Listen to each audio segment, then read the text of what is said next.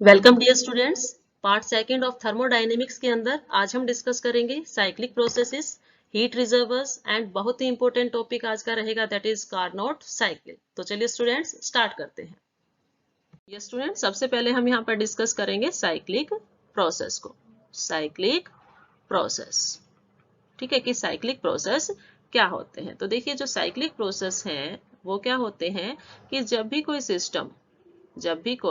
System एक number of series complete करके वापस बैक अपनी रिटर्न पोजीशन पर आ जाए, ठीक है, रिटर्न बैक उसी पोजीशन पर आ जाए जिस पोजीशन से वो चला था, तो उस के जो आपके पास उसकी जो आपके पास रिटर्निंग पोजीशन है, उसने जो साइकिल कंप्लीट की, that process is cyclic process. ठीक है, मैं इसको डिफाइन कर दूं कि आपके पास क्या हो, when A system after completing when A system after completing a number of series, ठीक है, after completing a number of series of changes, ठीक है, उसके अंदर काफी चेंजेस हुए। कब? जब वो स्टार्टिंग पोजीशन से फाइनल पोजीशन पर जाके फिर दोबारा से साइन जो है आपके पास इनिशियल पोजीशन पर आ जाता है। ठीक है, तो क्या करता है वो, returns to its original position, returns to its original position, returns to its original position. ठीक है, यदि वो इस तरह का काम करता है कि वापस रिटर्न बैक अपने पोजीशन पे आ जाता है, it is said to have completed a cycle. तो हम उसको क्या बोलते हैं कि उसने एक साइकिल कंप्लीट कर ली है। It is said to have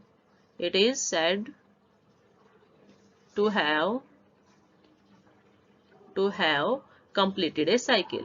हम ये बोलते हैं कि उसने एक साइकिल कंप्लीट कर ली है। ठीक है, कंप्लीटेड ए साइकिल। ठीक है, उसने एक कंप्लीट साइकिल को यदि कवर किया है, दैट इज वो प्रोसेस क्या है, एक साइकिल प्रोसेस है। ठीक है, मतलब यहाँ पर जो मेन मुद्दा है वो क्या है, मेन मुद्दा यहाँ पर ये है कि एक प्रोसेस को हम साइक्लिक कब कहेंगे। ठीक है, प्रोसेस साइक्लिक कब कहलाता है, प्रोसेस साइक्लिक कब कहेगा, यदि हमारे पास जो इनिशियल स्टेट थी ना, ठीक है, वो किसके बराबर हो भाई, फाइनल स्टेट के ही बराबर हो। ठीक है, या आप ये कह सकते हो कि फाइनल स्टेट जो थी वो किसके बराबर हो जाए, is same is same final state is same as its initial state. Last में जब आके वो सिस्टम, जब उसने अपने सारी चेंजेस कंप्लीट कर लिए हैं, तो वहीं आकर रुक गया जहां से उसने स्टार्ट किया था, वो क्या कहलाएगा, उसका cyclic process. Final state is same as its initial state, final state same रहेगी जैसी कि उसकी इनिशियल स्टेट थी। इसको समझने के लिए यदि मैं ये कहूं कि आपके पास कोई भी एक सिस्टम है, लाइक मैंने सिस्टम एक इंसान को ही लिया कि आपके पास कोई एक इंसान है, ठीक है, और वो क्या करता है भाई, ये पोजीशन उसकी ए है, ये ए पोजीशन पर है।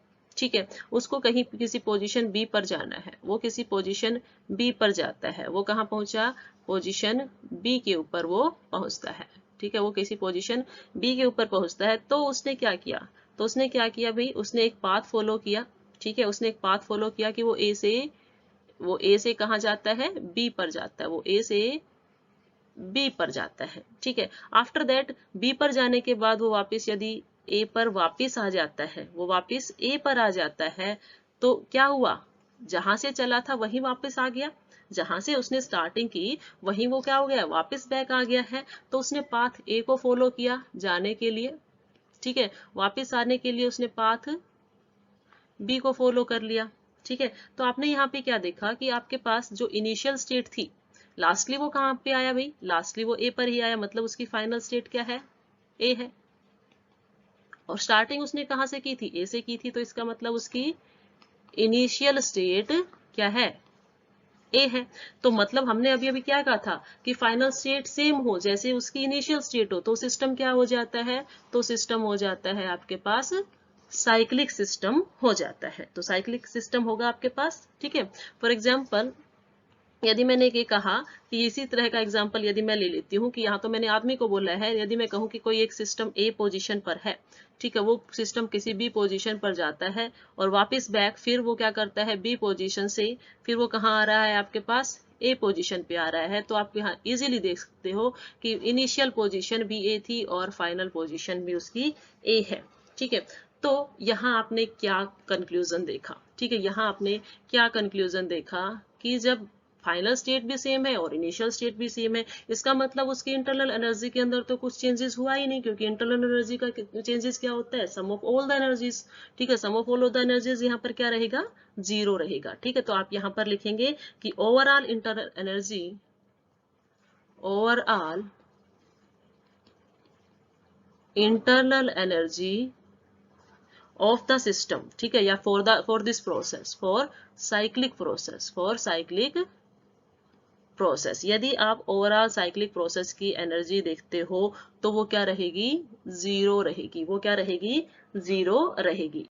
इट मीन्स आप यहाँ क्या बोल सकते हो कि आप इंटरनल एनर्जी को रिप्रेजेंट करते थे डेल यू से भी रिप्रेजेंट कर सकते हो, डेल ई से भी रिप्रेजेंट करते थे, तो वो साइक्लिक प्रोसेस के लिए क्या है, जीरो है। यही क्या निकल के आया है आपके लिए, ये आया है साइक्लिक प्रोसेस के लिए एनर्जी, ठीक है, for cyclic process, for cyclic process, for cyclic process, ठीक है। तो हमने ये देखा कि जब भी कोई सिस्टम इनिशियल स्टेट से फाइनल स्टेट पे जाता है, ठीक है, और वो फाइनली इनिशियल स्टेट और फाइनल स्टेट उसकी दोनों की सेम हो, तो सिस्टम आपके पास साइक्लिक है। और उस केसेस में जब आप एनर्जी देखते हो तो वो क्या रहती है भाई, आपके पास जीरो होती है। नाउ यदि मैं अकॉर्डिंग टू फर्स्ट लॉ की बात करूं, अकॉर्डिंग टू फर्स्ट लॉ, आप सभी को पता है first law of thermodynamics, first law of thermodynamics, first law of thermodynamics आपको क्या कहती है, फर्स्ट लॉ ऑफ थर्मोडायनेमिक्स आपको कहती है कि डेल यू या del E, internal energy change किसके बराबर होता है भाई आपके पास, Q प्लस W, कितनी हीट दी कितना वर्क हुआ, that is the internal energy ना।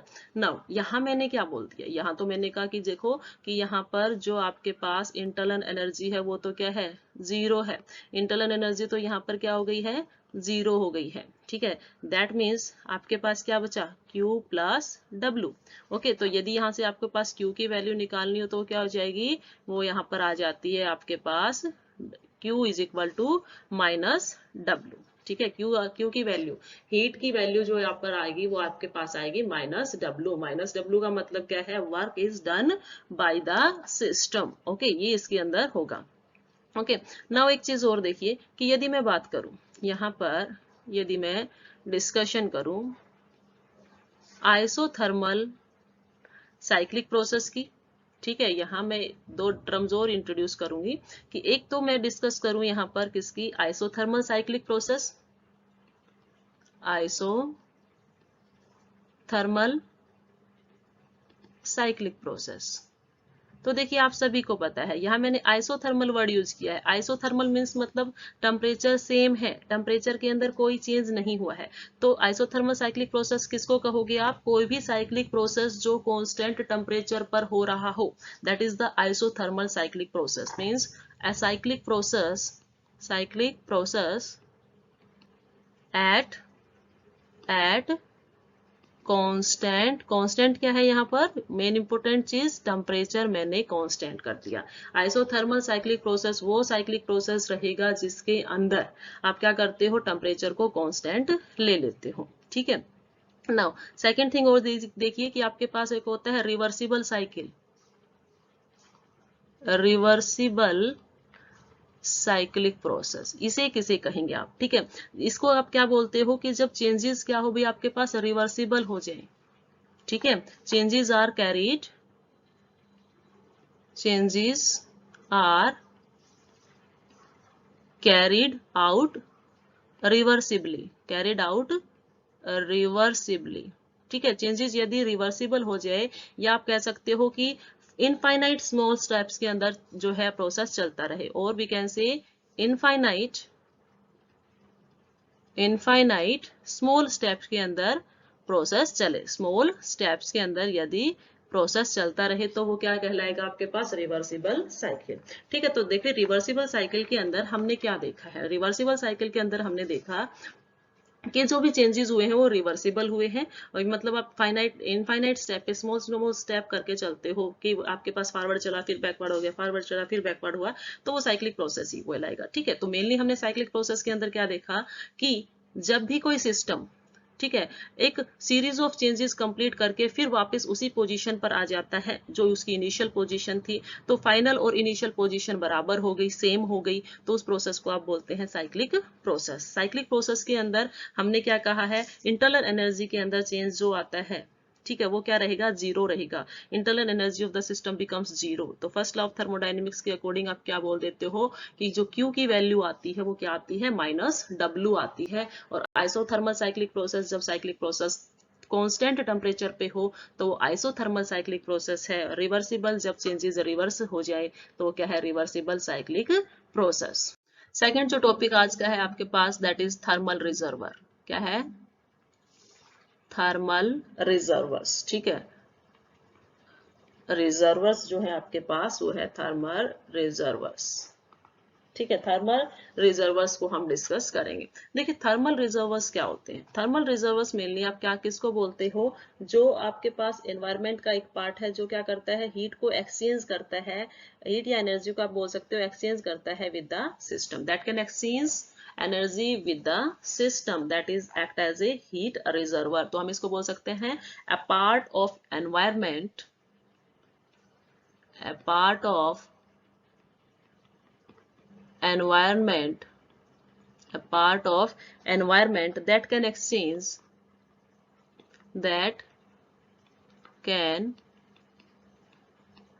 exchange heat energy with the system, that can exchange heat energy with the system, heat energy with a system, with a system।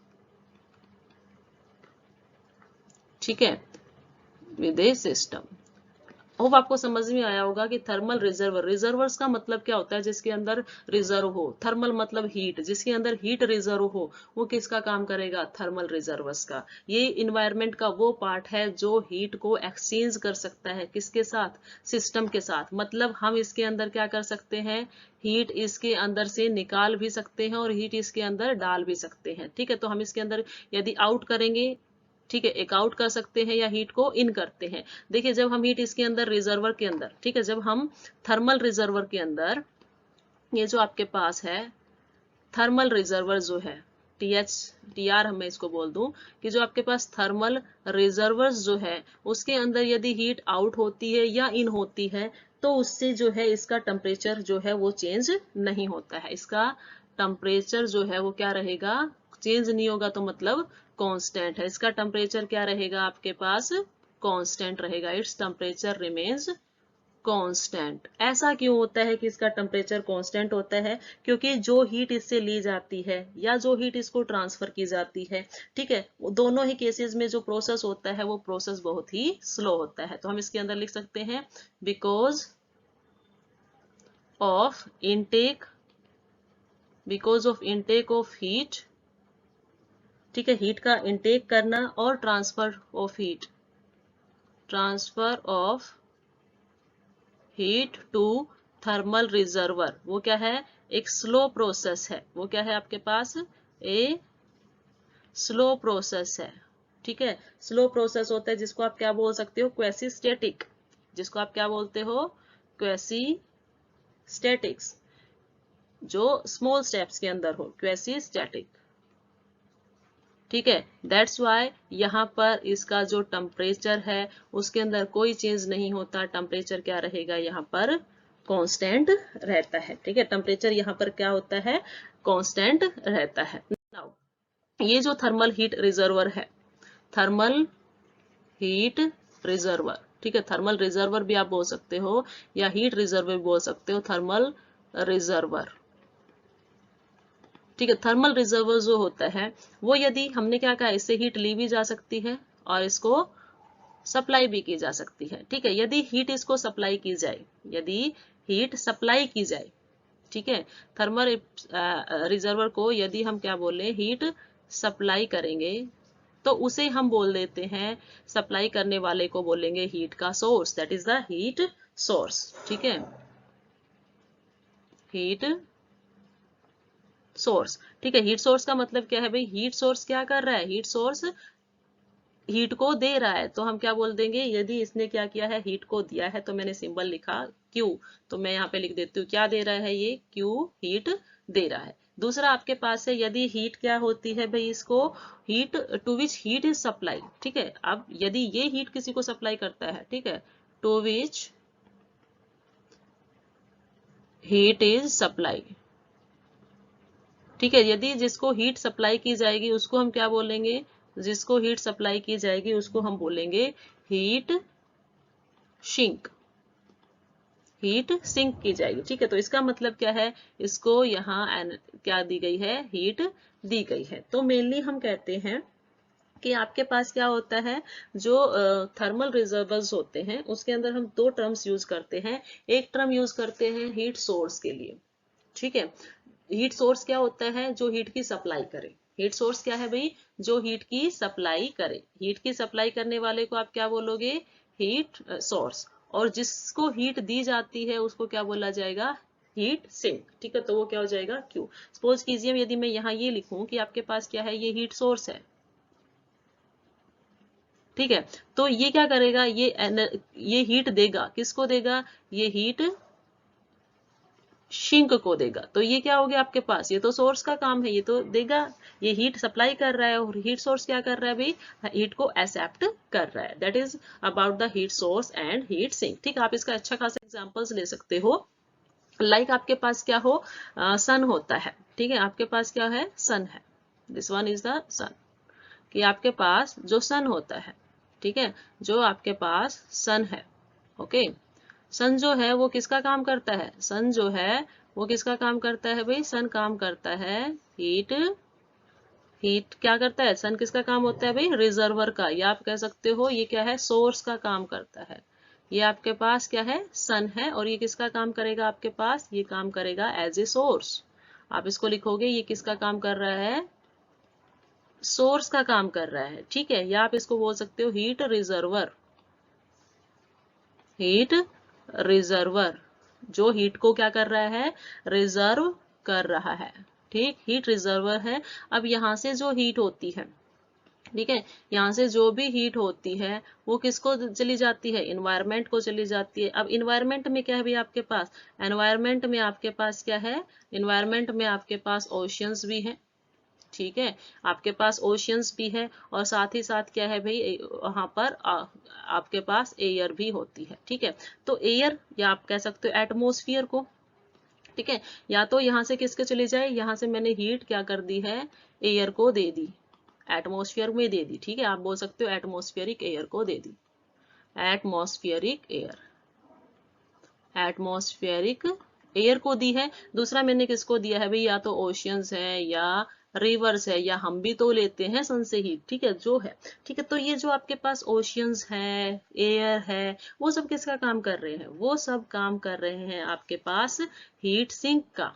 ये क्या है आपके पास, heat sink का। और जो फर्स्ट था वो आपके पास क्या है भाई, हीट सोर्स, या आप इसको सोर्स बोल सकते हो, सोर्स नहीं बोलते हो तो आप इसको यहाँ पर इजीली लिखो कि ये क्या है भाई आपके पास, हीट सोर्स है। ठीक है, हीट देने वाला, that is a heat source, heat को लेने वाला हीट सिंक। ठीक है, ये आपके पास होता है जिसको हम कहते हैं थर्मल रिजर्वर्स के दो केसेस। नाउ देखिए, जो हमने हीट रिजर्वर पढ़ा है उसके बाद हम यहाँ पे डिस्कस करते हैं हीट इंजन को। उसी के ऊपर बेस्ड रहेंगे ये हीट इंजन जो है वो हम डिस्कस करेंगे, हीट इंजन। इसके साथ साथ मैं यहाँ पर डिस्कस करूंगी रेफ्रिजरेटर्स को, रेफ्रिजरेटर्स को, ओके, एंड देन मैं यहाँ पे डिस्कस करूंगी हीट पंप को। ठीक है, तीनों के एक साथ डिस्कस करेंगे, इनके अंदर डिफरेंस भी आपको यहीं से पता चल जाएगा। नाउ देखिए, जो आपको हीट इंजन होता है, हीट इंजन का काम क्या होता है भी, ये जो है हीट को लेकर आपको क्या करके देगा, वर्क करके देगा, हीट लेकर आपको वर्क करके देगा। जैसे आपके पास जो स्टीम इंजन होते हैं, कार वगैरह के जो इंजन होते हैं, बाइक वगैरह के अंदर जो इंजन होते हैं, that are all heat engines. ठीक है, तो हम बोल सकते हैं कि heat engine is a device that used for the continuous production of work from heat. Heat engine एक ऐसी डिवाइस है जिसको हम किसके लिए यूज करते हैं भाई, जिससे कंटिन्यूअस वर्क प्रोड्यूस होता रहे जब हम साइक्लिक सिस्टम के अंदर उसको हीट प्रोवाइड करते रहे। ठीक है, जनरली देखिए इसके अंदर होता क्या है कि आपके पास क्या है, एक हीट इंजन है। ओके, ये मैंने लिया। तो इस हीट इंजन के अंदर हम क्या करते हैं, यहाँ पर एक सोर्स होता है। भाई हीट देंगे तो कोई ना कोई तो सोर्स होगा ना, हम उसको हीट प्रोवाइड करा रहे हैं, इट मीन्स उसके अंदर कोई ना कोई सोर्स है। ठीक है, सोर्स से हीट ली किसने, हीट इंजन ने। ठीक है, और उसने क्या किया, जितनी हीट उसने यूज करनी थी की, और बाकी की हीट उसने क्या कर दी, सराउंडिंग में छोड़ दी। ठीक है, सराउंडिंग में जो छोड़ी तो उस सराउंडिंग ने उसको क्या कर लिया, एब्जॉर्ब कर लिया। तो अभी आपने पढ़ा था देने वाला क्या होता है, एनर्जी देने वाला, हीट देने वाला तो सोर्स होता है। ठीक है, एनर्जी देने वाला आपके पास क्या होगा, सोर्स होगा। ठीक है, तो ये तो आपके पास क्या हो गया, अभी सोर्स हो गया, ये आप इसको सोर्स बोलते हो। ठीक है, दूसरा जो आपके पास हीट लेगा वो क्या हो गया, सिंक होगा, जो रिलीज कर दी जाएगी। ठीक है, अब यहाँ हम देखेंगे तो हीट इंजन जो है वो क्या कर रहा है, this one is the heat engine. Okay, now देखिए सोर्स से क्या आएगी, एनर्जी आएगी, सोर्स से हीट आएगी। ठीक है, कब आती है, जब भी हम देखो जो अभी आपके पास व्हीकल्स होते हैं, हम उसके अंदर फ्यूल डलवाते हैं, फ्यूल डलवाने के बाद वो क्या करता है, रन करता है। ठीक है, इट मीन्स फ्यूल बर्न हुआ। फ्यूल बर्न हुआ तो मतलब वहां का जो इंजन का जो टेम्परेचर था वो इंक्रीज हुआ, और उसने फिर क्या की है, हीट प्रोवाइड की है। ठीक है, उसने क्या की है, हीट प्रोवाइड की है। सोर्स क्या था, फ्यूल। फ्यूल ने क्या आपको क्या दे दिया, लाइक मैं कहूँ फ्यूल है, उसने क्या कर दिया, टेम्परेचर को इंक्रीज कर दिया। तो यहाँ टेम्परेचर क्या मिलेगा आपके पास, हाई मिलेगा। ठीक है, तो यदि मैं कहूँ कि उसने क्या किया है, Q2 अमाउंट को of heat, Q2 amount of heat है उसको सप्लाई कर दिया है हीट इंजन को, तो अब ये जो हीट इंजन है ये वर्क करना स्टार्ट कर देता है। ये क्या करेगा, आपको वर्क करके देगा, मतलब ये आपको वर्क यहाँ पर इनपुट में देगा, वर्क आउटपुट में, सॉरी वर्क यहाँ पर आउटपुट में मिलेगा, आपको वर्क मिलेगा। ठीक है, आउटपुट में आपको वर्क मिल रहा है। बाकी देखिए जितनी आपके पास हीट थी वो पूरी की पूरी जो है हीट इंजन ने यूज तो की नहीं, दैट्स वाई पार्शियल कन्वर्जन हुआ हीट का यहाँ पर पार्शियल कन्वर्जन होता है मैकेनिकल वर्क के अंदर, इसीलिए कुछ हीट क्या हो जाएगी, लॉस्ट हो जाएगी। सपोज कीजिए कि इसने यहाँ पर Q1 amount of heat, Q1 amount of heat जो है वो किसको प्रोवाइड करा दी, सिंक को। वो किसको प्रोवाइड कराई है, सिंक को, जिसका टेम्परेचर सपोज कीजिए कि यहाँ पे मैंने कहा टी, यहाँ पे मैं T1 टेम्परेचर ले लेती हूँ। ठीक है, फर्स्ट का जो टेम्परेचर मैं मेंशन कर दूं, Q2 हीट थी तो T2 मैंने वहां पे ले लिया। ठीक है, तो ये टेम्परेचर क्या है भाई, यहाँ पर लो है। ठीक है, तो आप एक टर्म ये भी यूज कर सकते हो कि जो आपके सोर्स है वो क्या है भाई, आपके पास हॉट बॉडी है, ये क्या है, हॉट बॉडी है, और जो आपकी सिंक है वो क्या है भी आपके पास, कोल्ड बॉडी है। और आपके पास वर्क आउटपुट में यहां से मिलता है, कितना वर्क डन यहाँ पर हुआ है। ठीक है, कितना वर्क डन यहाँ पर हुआ है वो आप देख सकते हो, work done is equal to क्या हुआ है, कितनी हीट दी आपने और कितना वर्क हुआ, that is Q2 minus Q1, this is Q2 minus Q1। Okay, यदि मुझे इसकी COP फॉर्म करनी, COP निकालनी है, मतलब इसकी मुझे एफिशिएंसी निकालनी है, तो मैं क्या करूंगी, एफिशिएंसी निकालने के लिए आपके पास फॉर्मूला क्या होता है भी, कि नेट एफिशिएंसी का मतलब ये होता है कि उसकी कितनी टेंडेंसी है कि हीट को वर्क के अंदर कन्वर्ट कर सके। तो एफिशिएंसी कैसे निकलेगी, कितना काम उसने किया और कितना एनर्जी हमने, कितनी हीट उसको सप्लाई की, उन दोनों का रेशियो। तो आपके पास हो जाएगा नेट वर्क आउटपुट, कितना काम आउटपुट में आपको मिला, अपॉन में मैं क्या लिख दूंगी, टोटल हीट सप्लाई। ठीक है, यही तो किया आपने, जितनी हीट सप्लाई की है उसका कितना वर्क उसने किया, दैट इज द एफिशिएंसी, वही तो उसकी एफिशिएंसी है, उसके काम करने की क्षमता है। तो आप इसको क्या लिख सकते हो भाई, यहाँ पर नेट वर्क डन कितना हुआ है आपके पास, Q2 माइनस Q1। आपने कितनी हीट सप्लाई की थी, उसको Q2 हीट सप्लाई की थी। ठीक है, तो आप इसको कैसे लिख सकते हो, Q2 by Q2 minus Q1 by Q2। ठीक है, तो ये आपके पास क्या आ सकता है, इट कैन बिकम्स, आप एफिशिएंसी को लिख सकते हो, efficiency is equal to 1 minus Q1 by Q2। ठीक है, तो मतलब एफिशिएंसी क्या है, यूनिटी से कम है। कितनी कम है, Q1 बाई Q2। कभी भी एफिशिएंसी जो है हीट के बराबर नहीं होगी, वो क्या होगी, उसमें से यूनिटी से कम मिलेगी। ऐसा क्यों होता है, क्योंकि टोटल कन्वर्जन हीट का वर्क के अंदर नहीं हुआ है। ठीक है, यदि मुझे एफिशिएंसी को बढ़ाना है, यदि मुझे एफिशिएंसी को बढ़ाना है, तो मैं एक काम यहाँ पे कर सकती हूँ कि यहाँ पर जो सिंक है उसको मैं हीट ना दूं। ठीक है, मैंने हीट Q1 की क्या कर दी है, कांस्टेंट कर दी है। ठीक है, मैंने हीट इसकी क्या कर दी है, जीरो कर दी है। इसकी हीट मैंने क्या कर दी, Q1 को यदि मैं जीरो हीट प्रोवाइड कराऊंगी, तो जो Q2 रहेगा, जो Q2 रहेगी, वो हीट क्या हो गई, वो सॉरी, जो हीट आप सोर्स ने दी थी, ठीक है, वो कुछ वर्क के अंदर कन्वर्ट होगी, क्योंकि प्रोसेस साइक्लिक है, तो वापस बैक सोर्स को चली जाएगी, फिर दोबारा से वर्क होगा। तो इस तरह से आप जो इंजन की एफिशिएंसी को बढ़ा सकते हो। ठीक है, कि सराउंडिंग में एनर्जी का लॉस क्या हो, या आप कह सकते हो कि हीट का लॉस वहां पर कम से कम हो। इस तरह से आप क्या कर सकते हो, उसकी एफिशिएंसी बढ़ा सकते हो। ठीक है, तो ये था आपके पास हीट इंजन। लाइक आप देखते हो कि जो आपके पास व्हीकल्स होते हैं, तो व्हीकल्स में आप फ्यूल डलवाते हो, फ्यूल डलवाने के बाद जो हीट इंजन है वो वर्क करता है। ठीक है, वर्क करने के बाद वो क्या करता है, कुछ गैसेज रिलीज करता है। ठीक है, वो गैसेज जो रिलीज की गई है वो किस में चली गई, एटमॉस्फेयर में। तो एटमॉस्फेयर यहाँ क्या हो गया, सिंक हो गया, सोर्स क्या हो गया, फ्यूल हो गया। तो ये इस बेस पे काम करती है हीट इंजन। ठीक है, नाउ सेकंड वन जो आपके पास है, सेकंड वन आपके पास है रेफ्रिजरेटर। तो रेफ्रिजरेटर जो होता है, ये इनवर्स होता है, या आप कह सकते हो कि रिवर्स है हीट इंजन का। It is reverse of, it is reverse of heat engine. Heat engine का क्या है, ये रिवर्स होता है। अब देखिए रेफ्रिजरेटर के अंदर रिवर्स क्यों होता है, ये इसका रिवर्स होने का रीजन ये होता है, क्योंकि हीट इंजन में तो हमें क्या मिल रहा है, हमें काम मिल रहा है, वहां से हमें वहां से काम मिल रहा है, लेकिन रेफ्रिजरेटर के अंदर यहाँ पर काम करना पड़ता है, यहाँ पर वर्क डन करना पड़ता है।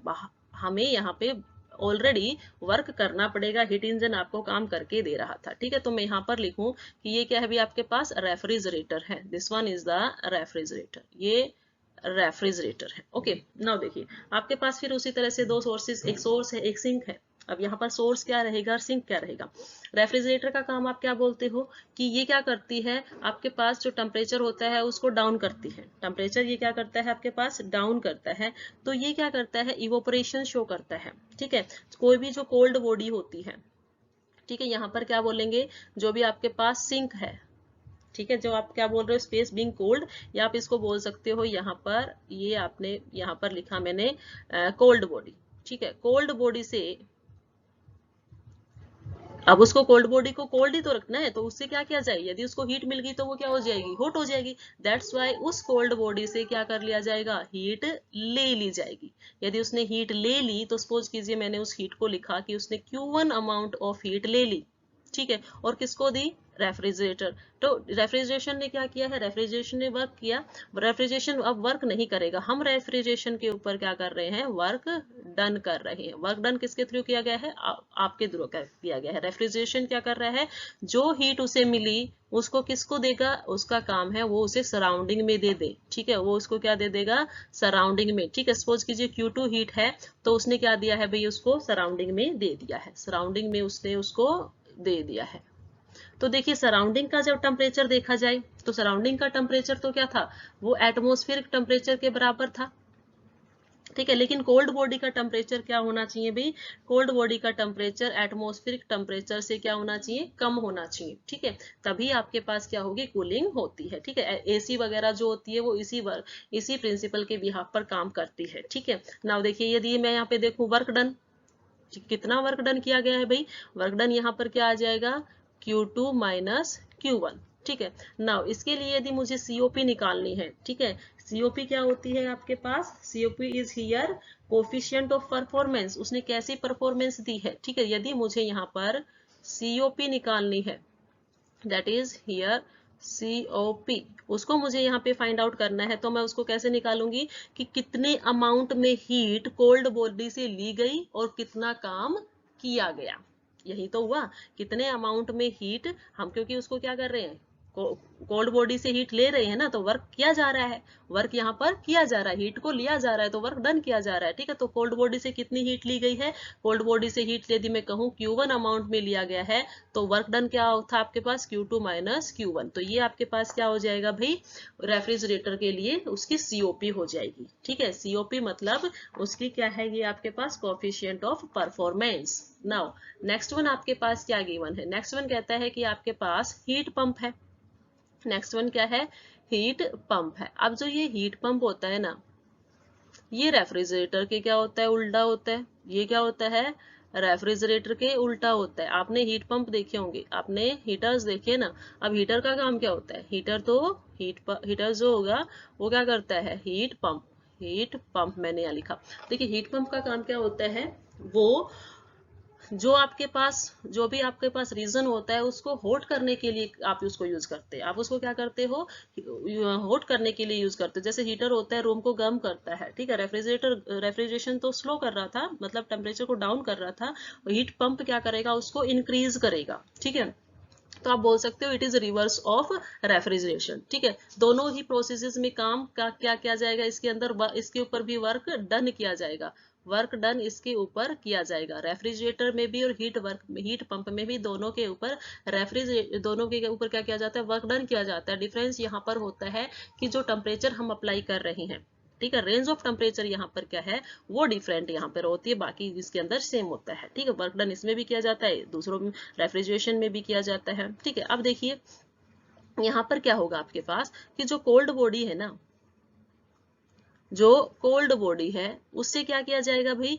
उससे हीट ली जाएगी, उससे क्या की जाएगी, हीट ले ली जाएगी और एक स्पेसिफिक रीजन में पहुंचा दी जाएगी। एक स्पेसिफिक रीजन जिसको आप क्या बोल रहे हो, रूम मैंने कहा है। ठीक है, एक स्पेसिफिक रीजन के अंदर उसको पहुंचा दिया जाएगा। जो भी स्पेस आप उसको यूज कर रहे हो, आप लिख सकते हो स्पेस बीइंग यूज्ड, वहां पर पहुंचाया जाएगा। जैसे सर्दियों में क्या होता है कि सराउंडिंग का जो एनवायरमेंट है, कोल्ड बॉडी को मैं यहाँ पे क्या लिखूं, सराउंडिंग। ठीक है, कोल्ड बॉडी सराउंडिंग में क्या होता है, टेम्परेचर डाउन होता है। टेम्परेचर सर्दियों में क्या होता है, बाहर का कम होता है। मुझे रूम का टेम्परेचर देखना है, तो रूम का टेम्परेचर बाहर के कंपैरिजन में क्या मिलता है, ज्यादा मिलता है। अब मुझे रूम के टेम्परेचर को और इंक्रीज करना है, तो मतलब मैं उसको कहीं ना कहीं से हीट ला के दूं, तो मैंने उसको कहाँ से हीट ला के दी है, कोल्ड बॉडी से। ठीक है, यदि सपोज कीजिए मैंने उसको कोल्ड बॉडी से हीट Q1 अमाउंट में लाके दी, और कितनी अमाउंट में हीट मैंने उसको दी है, रूम को Q2 अमाउंट में हीट दी, वर्क डन करके इतनी हीट उसको मिल गई है, तो यहाँ इसकी COP क्या हो जाएगी, इसकी जो यहाँ पर COP रहेगी, हियर COP। ठीक है, वर्क डन तो आप इजीली बता सकते हो, वर्क डन तो वही रहेगा Q2 minus Q1, this is a work done. Now COP यहाँ पे क्या होगी कि कितनी हीट डिलीवर की गई है रूम को, कितनी हीट डिलीवर की गई है भाई, Q2 अपोन में टोटल हीट जितना आपने वर्क डन किया, टोटल वर्क डन कितना किया, that is Q2 minus Q1। ये इसके लिए हो जाता है आपके पास, ये किसके लिए हो जाता है भाई, ये COP हो जाती है हीट पंप के लिए। ठीक है, तो इन तीनों में आपने क्या देखा, तीनों में मैंने ये देखा कि जब मैं फर्स्ट केस की बात करती हूँ तो उसके केस में एफिशिएंसी है। ठीक है, मतलब जो नेट वर्क डन होता है वो किसके बराबर होता है, Q2 माइनस Q1 के, और मुझे उसकी एफिशिएंसी COP निकालनी है, तो मैं क्या लिखूंगी, वर्क डन अपोन में हीट सप्लाई, क्योंकि यहाँ पर हीट इंजन काम करके दे रहा है, दैट वाई मैंने वर्क डन को ऊपर लिखा है। रेफ्रिजरेटर और हीट पंप में मैंने वर्क डन को क्या लिखा है, नीचे लिखा है, क्योंकि वर्क हम कर रहे हैं। ठीक है, वर्क डन किया जा रहा है, और रेफ्रिजरेशन क्या कर रहा है, सराउंडिंग को कोल्ड, जो वर्क डन रेफ्रिजरेटर जो है वो कोल्ड बॉडी को और कोल्ड करेगा, और जो आपके पास हीट पंप है वो जो रूम का टेम्परेचर जो आपने कहा कि हाई था, तो हाई को और हाई करने का काम करता है। तो ये था आपके पास इन तीनों का, heat engine, refrigerator and heat pump के बारे में। ठीक है, अब इसके अंदर एक और रिलेशनशिप आपके पास आता है कि आपने क्या देखा है कि जो COP है ना रेफ्रिजरेटर की, COP रेफ्रिजरेटर की, और दूसरी आपने क्या देखी है, COP ऑफ हीट इंजन की। ठीक है, हीट इंजन नहीं, हीट पंप की, sorry, this one is for the heat pump. उन दोनों में क्या रिलेशनशिप आ सकता है। ठीक है, आपने क्या कहा, COP यदि उसकी देखते हैं, रेफ्रिजरेशन की देखते हैं, तो आपने उसके लिए निकाला था फॉर्मूला Q1 अमाउंट अपॉन में क्या था, work done Q2 minus Q1, this one is a Q1, this one is a Q1, और नेक्स्ट स्टार्टिंग वाला क्या है आपके पास, Q2 है, ये Q2 माइनस Q1, ठीक है, ये भी कैपिटल लेटर में है तो मैंने इसको लिखा Q2 minus Q1। Now heat pump में क्या हुआ था, कितनी हीट डिलीवर की गई थी, कितनी हीट डिलीवर की गई, Q2 अमाउंट में हीट डिलीवर की गई थी, वर्क डन कितना था, Q2 माइनस Q1, ठीक है, ये है। यदि मुझे इन दोनों का रिलेशन निकालना है तो मैं क्या करती हूँ, जो आपके पास COP है ना, COP किसकी, रेफ्रिजरेटर की, वो क्या है Q1 upon Q2 minus Q1। मैं दोनों साइड क्या कर देती हूँ, इसके अंदर भाई 1 ऐड कर देती हूँ। दोनों साइड मैंने क्या कर दिया, 1 ऐड कर दिया, दोनों साइड मैंने 1 ऐड कर दिया है। तो आपके पास यहाँ पर क्या आ जाता है, देखिए ये आपके पास आ गया Q2 माइनस Q1 और Q1 plus Q2 minus Q1, ये आपके पास है। कट करते हैं, उसको कट कर दीजिए, Q1 से Q1 कैंसिल आउट हो गया, आपके पास क्या आ गया, Q2 upon Q2 minus Q1, ठीक है। क्या ये सेम नहीं है, क्या ये सेम नहीं है जो आपके पास COP है हीट इंजन की, ठीक है। तो आप इन दोनों को, यदि ये साइड बराबर है तो आप इसको ऐसे भी लिख सकते हो भाई, यदि आपके पास एक साइड बराबर है दोनों की तो आप इसको लिख सकते हो क्या, COP of heat engine, heat pump is equal to 1 plus COP of refrigeration, ठीक है। तो आप इसको ऐसे भी इन दोनों का रिलेशनशिप इसमें फाइंड आउट करके दे सकते हो, ठीक है, इजी था। यस, नेक्स्ट टॉपिक जो आपके पास आता है दैट इज कार्नोट साइकिल, काफी इंपॉर्टेंट टॉपिक है कार्नोट साइकिल, कार्नोट साइकिल, ठीक है। तो देखिए जो कार्नोट साइकिल्स थी that was given by Sadi Carnot, Sadi Carnot ने इसको 1824 के अंदर जो है दी थी। That one is a French scientist, French engineer थे, not scientist, that is French engineer थे जिन्होंने ये साइकिल प्रोवाइड करवाई थी, ठीक है। अब देखिए उन्होंने क्या किया, उन्होंने कहा कि this one is a hypothetical cycle, ये एक हाइपोथेटिकल साइकिल है। फर्स्ट थिंग तो इसके बारे में हम लिख देते हैं, it is a hypothetical cycle, it is a hypothetical cycle, hypothetical cycle, ठीक है, इमेजिनरी साइकिल है। और जिसके अंदर क्या होता है भाई, कंसिस्टिंग ऑफ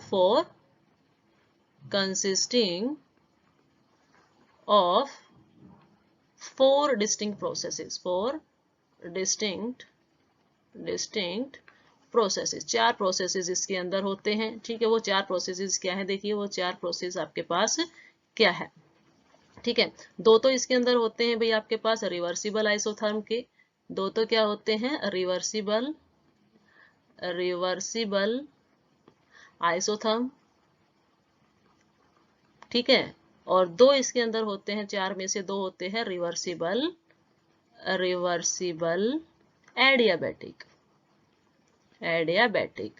ठीक है। सबको पता है आइसोथर्म क्या होते हैं, जहां पर आप टेम्परेचर को क्या कर देते हो, कांस्टेंट कर देते हो। और एडियाबैटिक क्या होता है, जब आप Q हीट को क्या कर देते हो, कांस्टेंट कर देते हो, ठीक है।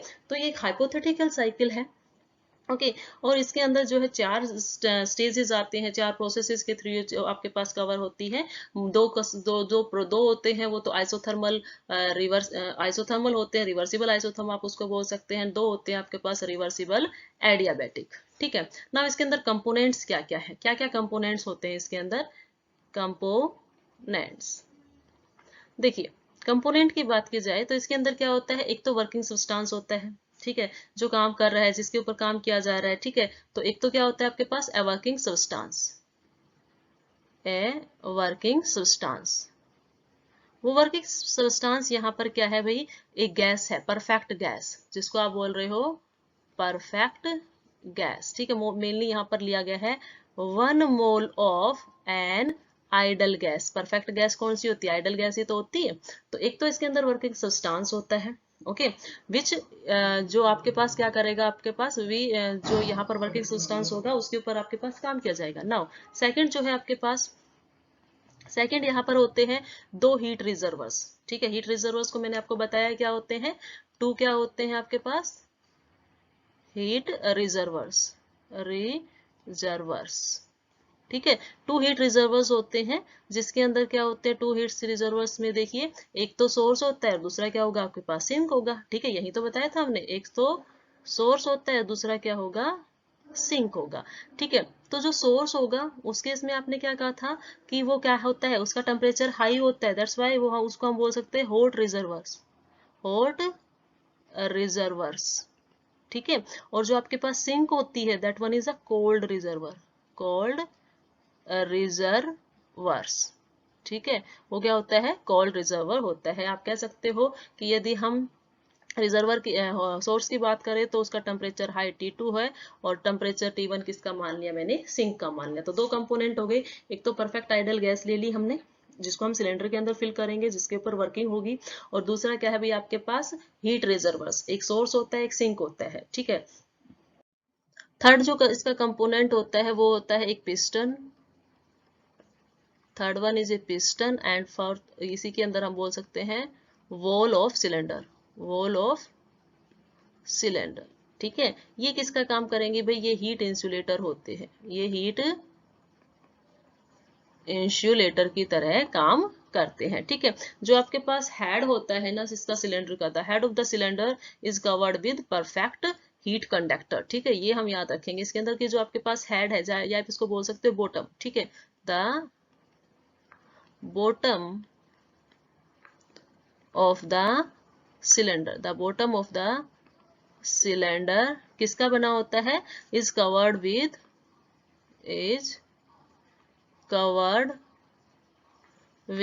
is covered with perfect heat conductor, is covered with perfect heat conductor, मतलब वो हीट को कंडक्ट कर सकता है बॉटम, ठीक है। बॉटम हीट को कंडक्ट कर सकता है, और जो उसकी वॉल्स होती है वो क्या होंगे भी आपके पास इंसुलेटर्स होती है, ठीक है। इसके अंदर जो आपके पास सिस्टम है कुछ इस तरह का है कि आपके पास क्या गिवन होता है, आपके पास गिवन होता है ये जो आप ले रहे हैं, ठीक है। यहाँ पर आपके पास इस तरह से दिस वन लाइक दिस, ठीक है। ये एक सिलेंडर मैं यहाँ पे मान लेती हूँ कि ये आपके पास कोई एक इंसुलेटर सिलेंडर है जिसकी वॉल्स क्या है भाई, इंसुलेटेड है, ठीक है। इंसुलेटर सिलेंडर यहाँ पर प्रेजेंट है, ठीक है। नाउ इसके ऊपर क्या लगा है, एक पिस्टन लगा है, this one is the piston, ये क्या है, इसके ऊपर एक पिस्टन लगा हुआ है, ठीक है। तो हम बोल देंगे कि ये जो आपके पास ये तो हेड हो गया, this one is the head, ठीक है। ये तो क्या होता है भाई आपके पास इंसुलेटर होता है, ठीक है। ये तो इंसुलेटर होता है, लेकिन ये जो बॉटम होता है ये क्या होता है भाई, हीट कंडक्टर होता है, ठीक है। इसका क्या होता है, ये हीट कंडक्टर आपके पास होता है। उसके नीचे जो है आपके पास एक डायोथर्मिक कवर होता है, ठीक है। इसके नीचे यहाँ पर क्या लगा होता है, एक डायाथर्मिक कवर, ठीक है, जिसको आप क्या बोल देते हो, this one is the diathermic cover, this one is diathermic cover है, ठीक है। और उसके नीचे आपके पास होता है एडियाबैटिक कवर।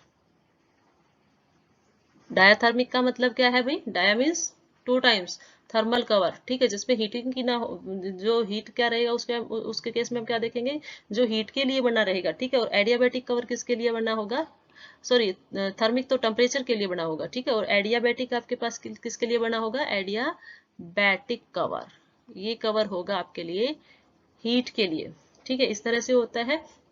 और यहाँ पर ये जो कवर है इसके दोनों साइड आपके पास क्या होता है, एक साइड सोर्स लगा होता है और एक साइड क्या होता है आपके पास सिंक होता है। एक साइड सोर्स होता है, ये सोर्स है, और इधर क्या है आपके पास सिंक गिवन होता है। तो ये इसके कुछ कंपोनेंट होते हैं कार्नोट साइकिल के लिए, ठीक है, component of the Carnot cycle. Now हम डिस्कस करेंगे जो 4 आपके पास रिवर्सिबल स्टेप्स है कार्नोट साइकिल्स के, उन सभी को, ठीक है। We will discuss the 4 reversible क्या है steps, 4 reversible steps of Carnot cycle. क्या क्या होते हैं वो रिवर्सिबल कार्नोट साइकिल के स्टेप, वो देख लीजिए। फर्स्ट स्टेप इसके अंदर होता है आपके पास, फर्स्ट स्टेप होता है आइसोथर्मल एक्सपेंशन, आइसोथर्मल एक्सपेंशन, ठीक है। सेकंड वन होता है आपके पास एडियाबैटिक एक्सपेंशन, एडियाबैटिक एक्सपेंशन, ठीक है। थर्ड वन आपके पास फिर क्या होता है, फिर दोबारा से आइसोथर्मल, लेकिन यहाँ कंप्रेशन होगा, यहाँ क्या होगा कंप्रेशन, ये क्या है आइसोथर्मल कंप्रेशन, एक में एक्सपेंशन हो रहा है तो दूसरे में क्या हो रहा है, कंप्रेशन। ऐसे ही यहाँ पर क्या होगा भाई, एडियाबैटिक कंप्रेशन। ठीक है, ये आपके पास गिवन है। ओके, इसका जब हम ग्राफ प्लॉट करते हैं तो हम इसको डिस्कस करेंगे, जो कि आपके पास लास्ट में आ जाता है ये। तो इसका जो ग्राफ प्लॉट हम जब करते हैं तो कुछ ऐसे होता है कि आपके पास यहाँ एक साइड प्रेशर एंड वॉल्यूम के बीच में यहाँ ग्राफ प्लॉट किया जाएगा, प्रेशर है एंड वॉल्यूम है। ठीक है, तो इसका जो ग्राफ आता है वो कैसे आता है आपके पास भाई, ये जो ग्राफ आया है ये किसके लिए आया, आइसोथर्मल एक्सपेंशन के लिए। ठीक है, उसके बाद ये जो ग्राफ आएगा इस तरह से आएगा, वो किसके लिए आएगा भाई आपके लिए, वो आएगा एडियाबैटिक एक्सपेंशन के लिए। ठीक है, उसके बाद वापस बैक साइक्लिक प्रोसेस रहेगा ये। ठीक है, तो ये क्या हो जाएगा आपके पास, ये आएगा आपके पास आइसोथर्मल कंप्रेशन के लिए। और सेम इसी तरह से आपके पास ये इस तरह से हो जाएगा, जिसके अंदर क्या होगा भाई, एडियाबैटिक कंप्रेशन। ठीक है, तो ये इस तरह से ये साइकिल चलती है, साइक्लिक प्रोसेस है कार्नोट साइकिल। इसीलिए हमने पहले इससे क्या पढ़ा है, साइक्लिक प्रोसेस पढ़ा इससे पहले, क्योंकि बार बार हम वर्ड यूज कर रहे हैं क्या, रिसोर्स, ये जो रिसोर्स। ठीक है, लाइक आपके पास रिजर्वर्स हमने पढ़े थे। ठीक है, हीट रिजर्वर्स, सिंक दोनों पढ़े, वो इसीलिए पढ़े। देखिए सिस्टम के अंदर फर्स्ट जो आपके पास है, फर्स्ट आपके पास आता है, फर्स्ट स्टेप यहाँ पे करेंगे हम, that is isothermal, that is isothermal reversible expansion, reversible expansion, isothermal reversible expansion जो है वो हम यहाँ पर डिस्कस करेंगे। तो देखिए सबसे पहले क्या होता है, यहाँ पर जो सिलेंडर होता है उसको हम एक सोर्स के ऊपर रख देते हैं। ठीक है, ये सोच कीजिए कि मैंने कोई सोर्स लिया है, this one is a source. ठीक है, और इस सोर्स के ऊपर क्या रख दिया गया है, सिलेंडर को रख दिया गया है। सिलेंडर की वॉल्स जो है वो कैसी है भी आपके पास, दैट आर इंसुलेटेड। ठीक है, वॉल सिलेंडर की क्या है, इंसुलेटेड है। ये आपके पास कोई सिलेंडर है। ठीक है, इसमें यहाँ पर क्या लगा है, एक पिस्टन लगा हुआ है, this one is the piston, कि यहाँ पर एक पिस्टन यहाँ पर लगा हुआ है। Okay, this one. ओके, तो ये आपके पास सिस्टम जो है कुछ इस तरह का होता है। इसके अंदर मैं क्या कह रही हूँ, नीचे जो आपके पास है वो क्या है भी आपके पास, सोर्स है, सोर्स। ठीक है, उसका टेम्परेचर क्या है, T2 है। ओके, और उसके ऊपर मैंने क्या किया है, एक सिलेंडर को रखा है जिसके अंदर V1 अमाउंट ऑफ क्या भरी हुई है, आइडल गैस। इसके अंदर क्या है, आइडल गैस भरी हुई है। ठीक है, नाउ अब क्या होगा, देखिए यहाँ पर क्या होगा कि ये जो आपके पास है, दिस वन से मिनट, कि ये आपके पास यहाँ पर दे रखा है। यहाँ पर क्या किया जाता है कि सबसे पहले जो सिलेंडर होता है ना, उसके अंदर 1 मोल गैस भरकर और उसको हमने क्या कर दिया, सोर्स के ऊपर रख दिया। अब सोर्स क्या करता है, सोर्स तो हीट इमिट करेगा। ठीक है, तो यहाँ से जो हीट होगी वो कहाँ जाएगी आपके पास, वो सिलेंडर पे जाएगी। सिलेंडर में जाएगी तो इसका मतलब जो वहां पर गैस रहेगी वो क्या करेगी, एक्सपेंड करेगी। वहां पर वो गैस क्या करती है, एक्सपेंड करती है। तो हम यहाँ पे लिख देते हैं cylinder containing 1 mole of an ideal gas. ठीक है, आपके पास क्या है, सिलेंडर, कितना गैस है इसके अंदर, कंटेनिंग 1 मोल किसका, of an ideal gas, of an ideal gas. Cylinder के अंदर 1 मोल ऑफ आइडल गैस है जिसकी वॉल्यूम क्या है, हैविंग वॉल्यूम हमने क्या बता दी उसकी, कि वॉल्यूम उसकी V1 है। ठीक है, सोर्स का टेम्परेचर क्या है, सोर्स को जिसके ऊपर इसमें रखा हुआ है, सोर्स जो है उसका टेम्परेचर, सोर्स का टेम्परेचर जो है वो यहाँ पे मैंने मेंशन किया T2 है। नाउ देखो कितना हीट यहाँ से अब मतलब जो आपके पास सिलेंडर है वो एब्जॉर्ब करेगा, वो उतना ही क्या होगा, वर्क होगा। वहां पे वर्क डन किसके बराबर हो जाएगा, जितनी हीट उसने एब्जॉर्ब की है। ठीक है, तो यहाँ पे मेनली क्या होता है, जो गैस होती है जैसे ही हीट एब्जॉर्ब करेगी तो गैस क्या करती है भाई, here gas expand, gas expand isothermally and reversibly। Gas जो है आइसोथर्मली एंड रिवर्सिबली क्या करती है, एक्सपैंड कर जाती है। जब एक्सपैंड करेगी तो इस सीधी सी बात है, जो वॉल्यूम V1 थी वो इंक्रीज होकर कहाँ चली जाएगी, V1 से V2 में चले जाएगी। ठीक है, तो मतलब मैं ये कहूँ कि यदि ये इंक्रीज हुआ तो ये जो पिस्टन था ये जो पिस्टन था ये क्या हो जाएगा आपके पास, ऊपर चला जाएगा। ठीक है, यदि ये पिस्टन ऊपर जाता है इट मीन्स यहाँ से क्या हो जाएगा आपके पास, ये पिस्टन ऊपर चला गया, तो आप बोल सकते हो कि पिस्टन ने पोजीशन यहाँ पर ले ली है। ठीक है, तो वॉल्यूम के अंदर कितना चेंज हो गया, यहाँ से स्टार्टिंग से क्या हो गया V2, वॉल्यूम जो है इसके अंदर चेंज हो गया है। ठीक है, नाउ वर्क डन निकाल लीजिए। यदि आपसे पूछा जाए वर्क डन क्या होगा, तो वर्क डन कौन करेगा, बाय द सिस्टम, सिस्टम के थ्रू ही तो काम हुआ है, सिस्टम के अंदर ही तो गैस है, तो work done by the gas वो आपके पास क्या हो जाएगा, देखिए वर्क डन यहाँ पर हो जाएगा W1।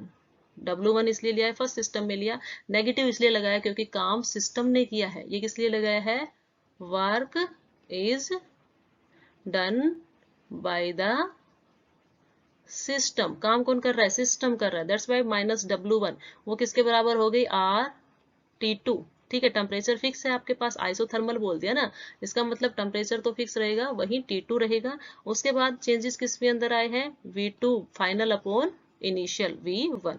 ठीक है, ये मैंने इसको दिया, सपोज कीजिए इसको मैंने इक्वेशन नंबर दे दिया 1। नाउ देखिए यहाँ पर टेम्परेचर क्या है, 0 है।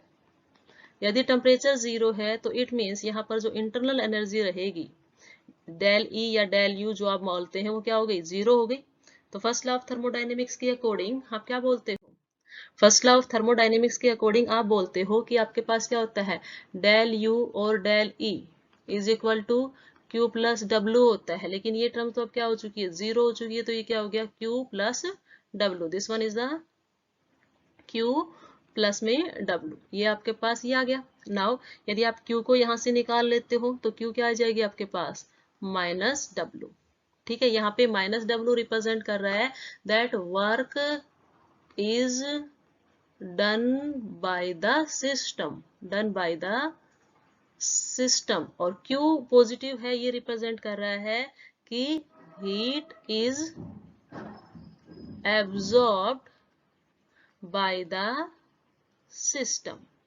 ठीक है, जो पॉजिटिव वैल्यू आई है क्योंकि वो ये रिप्रेजेंट करती है कि हीट सिस्टम ने एब्जॉर्ब की है, नेगेटिव वैल्यू W की आई है, इसका मतलब काम किसने किया है, काम किया है आपके पास सिस्टम ने। ठीक है, तो ये था आपके पास फर्स्ट सिस्टम के अंदर। अब देखिए जब वहां पर हम वो ग्राफ देखते थे, ठीक है, तो ग्राफ के अंदर आपने कुछ इस तरह से देखा कि आपके पास ये जो लाइन आई थी, ये जो आपके पास डाउन में दिखाया था कि आपके पास जब पॉइंट ए से पॉइंट बी पर आए, ठीक है, तो फर्स्ट केस किसका था भाई, यहाँ मैं यदि आइसोथर्मल बोलूं इसको, आइसोथर्मल एक्सपेंशन जो था, आइसोथर्मल एक्सपेंशन का ये केस आता है। तो आइसोथर्मल एक्सपेंशन में आप देख रहे हो आपके पास क्या कहीं वो टेम्परेचर के अंदर चेंज हुआ, नहीं हुआ, टेम्परेचर T2 था, टेम्परेचर बी पॉइंट पे भी 2 ही है, लेकिन वॉल्यूम V1 से किस में हो गई है, V2 के अंदर कन्वर्ट हो गई है। ठीक है, तो ये इसके अंदर चेंजेस आते हैं, ये आपके पास दोनों सिंबल्स आ गए, T2 से T1, T2 से V1, V2 sorry V1, T2 V1 से T2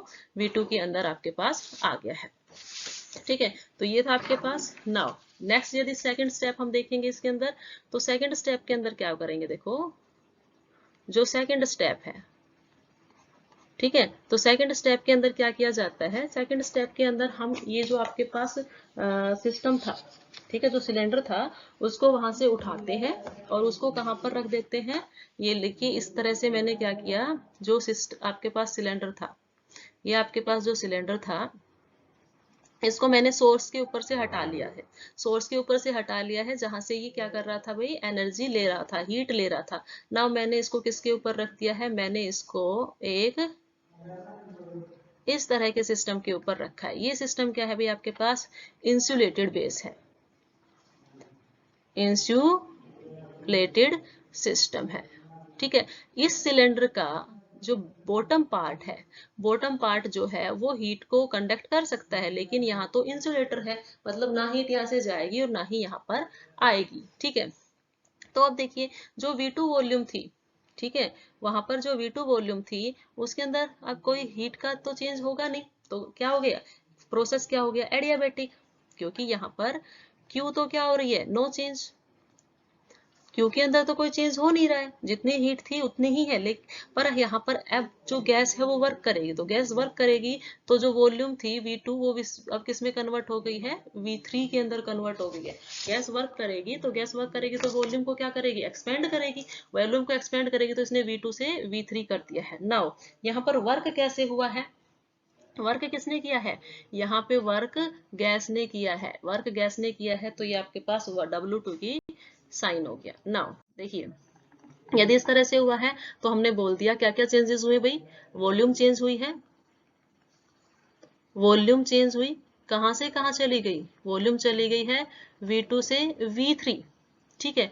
अब work done by the gas क्या होगा, ठीक है, work done by the gas, work done by the gas, work done by the gas आपके पास क्या आता है, जब इस केस में आपके पास देखिए, जब आपके पास हीट एब्जॉर्ब नहीं हुई तो ऑब्वियसली क्या हुआ है, टेम्परेचर के अंदर क्या हुआ है, चेंज हुआ है, क्योंकि टेम्परेचर डिक्रीज हो जाता है, टेम्परेचर इस केस में क्या होगा भाई, डिक्रीज होगा, क्योंकि यहाँ पर इंसुलेटर सिस्टम हमने ले लिया। तो सपोज की आपके पास टेम्परेचर पहले T2 था ना, अब वो किस पे आ गया है, T1 में आ गया है, ठीक है, टेम्परेचर में डिक्रीमेंट आ गया है। ओके, हीट के अंदर तो कोई चेंज हुआ ही नहीं, हीट के अंदर कोई चेंज नहीं हुआ है, तो आप W निकाल लीजिए, W2 वर्क डन किसने किया है, सिस्टम ने किया, तो हमने क्या लिखा, done by the system, work done by the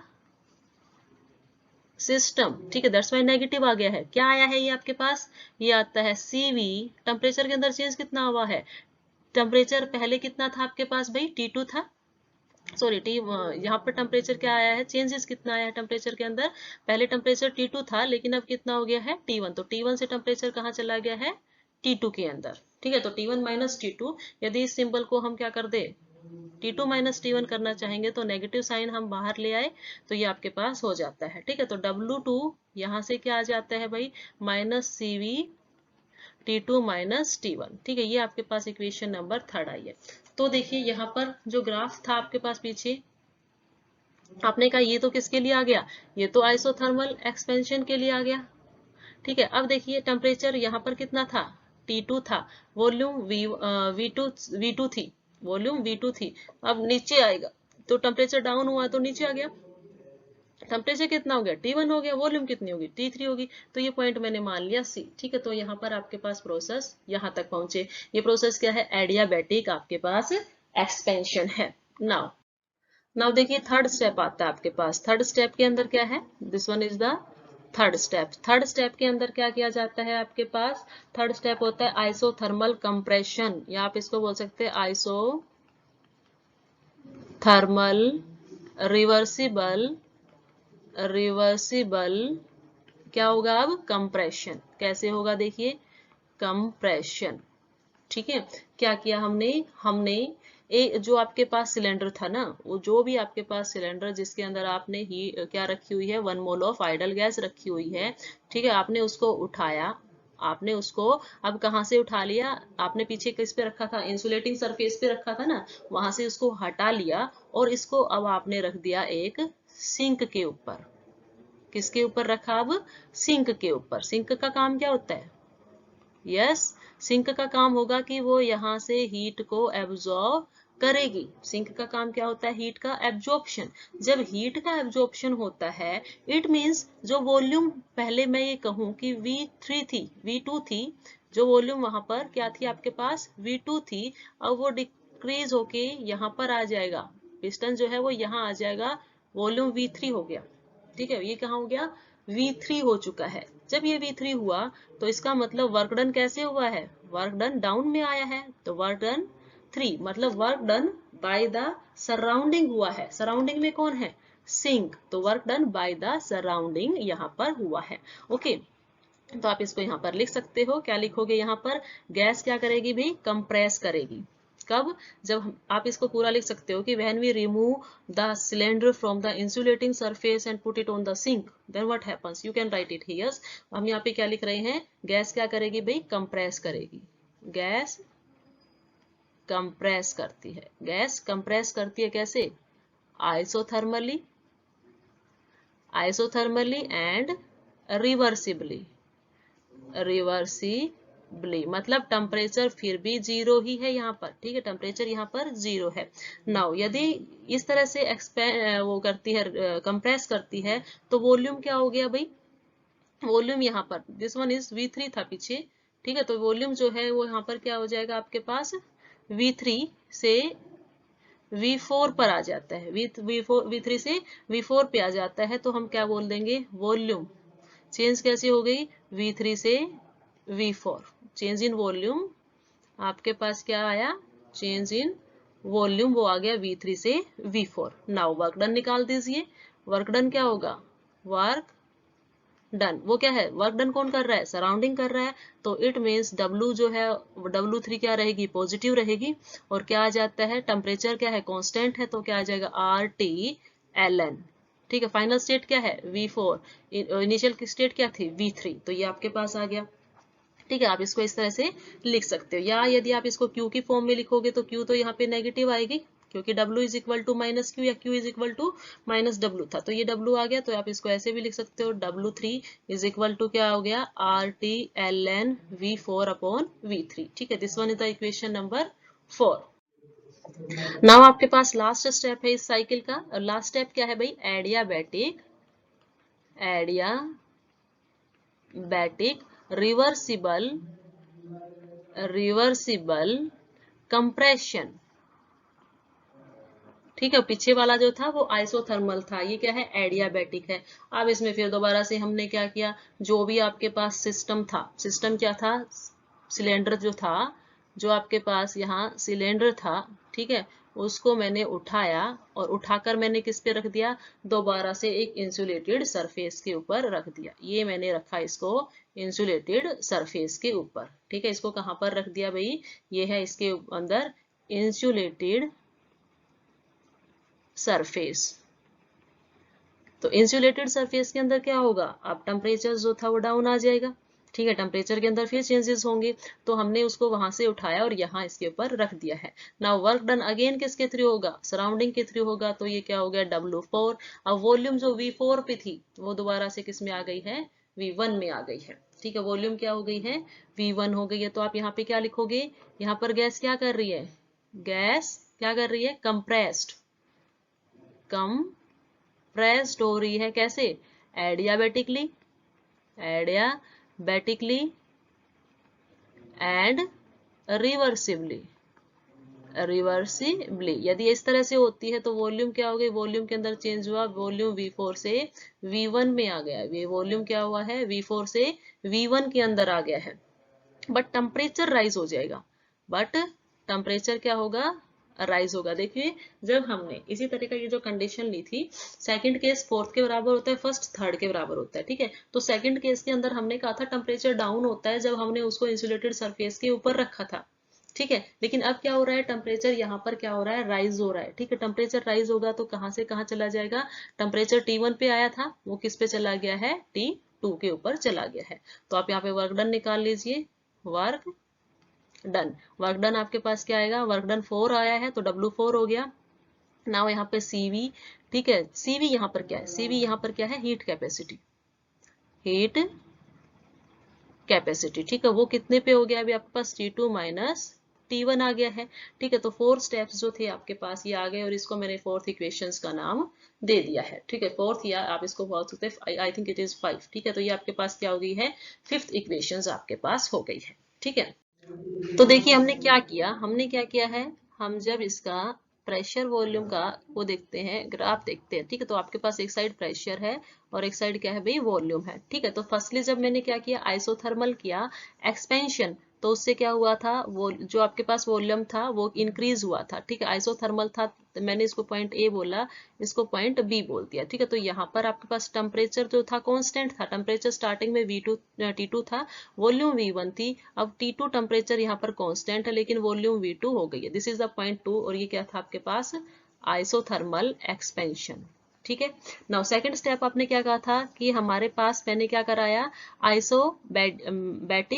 adiabatic, आपके पास क्या था, एडियाबैटिक एक्सपेंशन, तो एडियाबैटिक एक्सपेंशन में क्या होना था आपके पास, जो टेम्परेचर था उसके अंदर क्या हुआ, डिक्रीजमेंट हुआ, और साथ ही साथ क्या होता है भाई, यहाँ पर आपके पास वॉल्यूम के अंदर भी चेंज आता है। तो टेम्परेचर तो देखिए T2 था, T2 से कहाँ पर आ गया है, T1 आ गया है। ठीक है, टेम्परेचर क्या हुआ इस केस में आपके पास, डिक्रीज हुआ।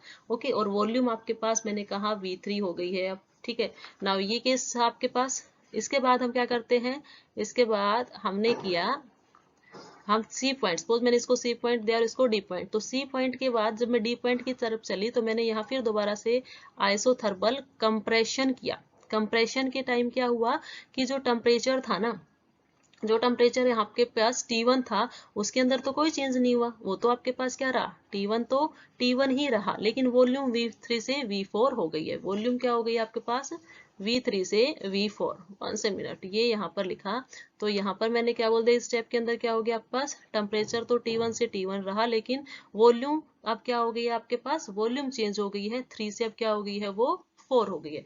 उसके बाद जो लास्ट स्टेप था उसके अंदर हमने क्या किया था, एडियाबैटिक कंप्रेशन, AC मैंने उसको लिख दिया है। ठीक है, IEIC और AEAC। ठीक है, इस केस में क्या होता है भाई आपके पास, एडियाबैटिक था, तो इट मीन्स यहाँ टेम्परेचर चेंज हुआ। टेम्परेचर चेंज होता है, देखिए याद रखना, एडियाबैटिक में टेम्परेचर चेंज हो रहा है। ठीक है, और जो आपके पास आइसोथर्मल है उसके अंदर वॉल्यूम चेंज हो रही है। ठीक है, तो यहाँ पर आपके पास क्या हो गया, टेम्परेचर तो T2 हो गया है, लेकिन वॉल्यूम फिर दोबारा से V1 आ गई है। ठीक है, तो इस तरह से ये साइक्लिक प्रोसेस आपको देखने को मिलता है।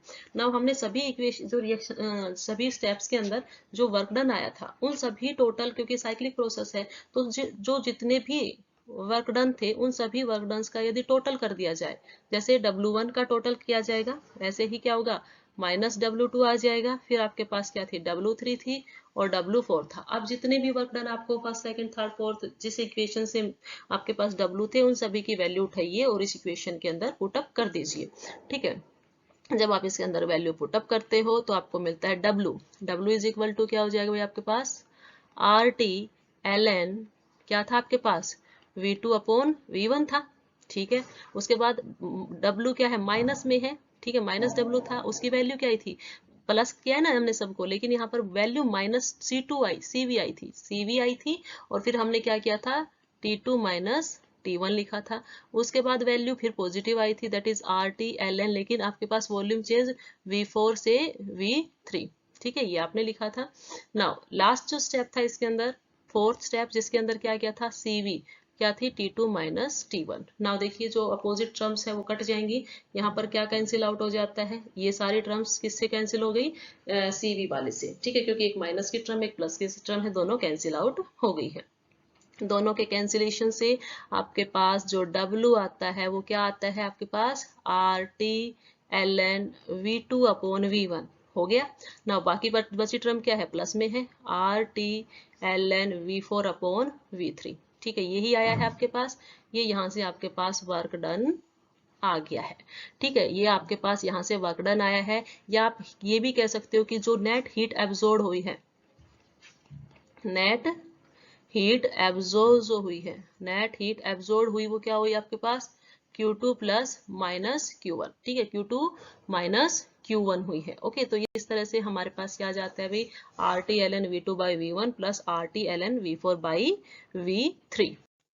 इस इक्वेशन को और आगे भी आप सोल्व कर सकते हैं, क्योंकि आप इसमें देख रहे हो कि आपके पास क्या है, जो V1 और V4 है, V1 एंड V4, एंड दूसरे क्या है भाई आपके पास, V3 and V2, V3 and V2। ठीक है, आपने क्या देखा, V1 यहाँ पर है।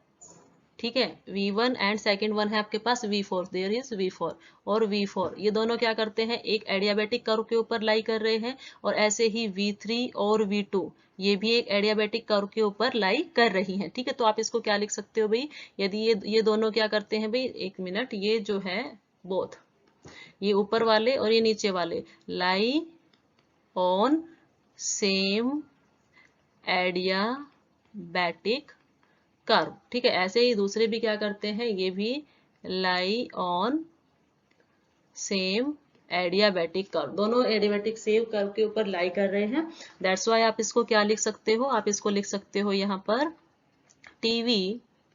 ठीक है, TV gamma minus 1 is equal to constant. ठीक है, ये आपके पास कांस्टेंट आ गया है। ठीक है, तो अब इसकी टर्म में लिख दीजिए दोनों को, V1 को भी V4 को भी। ठीक है, तो पहला क्या आपके पास टेम्परेचर T2 था, कांस्टेंट था। देन आपके पास V2 वॉल्यूम थी। ठीक है, थी, उसका क्या कर दिया आपने, गामा -1 इज इक्वल टू क्या कर दोगे भाई, ये 1 के है तो इसमें भी क्या है आपके पास T1 और आपके पास क्या गया V3 गामा -1। ठीक है, ऐसे ही आप क्या करोगे, T2 आपके पास यहाँ पर है, V1 आपके पास वॉल्यूम यहाँ पर है, V-1 इज इक्वल टू क्या कर दोगे, T1 की जगह T1 ही आ जाएगा और वॉल्यूम V3 से क्या हुई थी, V4, तो इसको -1। ठीक है, आप इसको ऐसे राइट डाउन कर सकते हो। ठीक है, नाउ देखिए, यदि हम इसको रीअरेंज करते हैं इस इक्वेशन को, on rearranging this equation, rearrange कर दीजिए इस इक्वेशन को। इसके अंदर से जो है ना T2 T1 आप जो है साइड में निकाल लीजिए। ठीक है, हमने निकाला T2 अपॉन T1, ये मैंने साइड में कर लिया। T2 अपॉन T1 को यदि मैं साइड में करूँ तो मेरे पास क्या बच जाता है भाई, मेरे पास यहाँ पर बच जाएगा V4 अपॉन V1, पावर क्या चली जाएगी इसकी, गामा -1 चली जाएगी। ठीक है, ऐसे ही दूसरा क्या आ जाएगा आपके पास, दूसरा आपके पास आ जाएगा V3। ठीक है, और दूसरा क्या बचता है आपके पास, V2, ये आपके पास आ जाएगी गामा -1। अब देखिए, अब ये दोनों क्या है, इक्वल है, तो आप इसमें क्या कह सकते हो, इसमें आप ये कह सकते हो, इसमें आप ये कह सकते हो कि आपके पास V4 upon V1 is equal to V3 upon V2। ठीक है, तो जहां V4 अपॉन V1 है उसकी जगह आप V3 अपॉन V2 रख सकते हो, या V3 अपॉन V2 है वहां V4 अपॉन।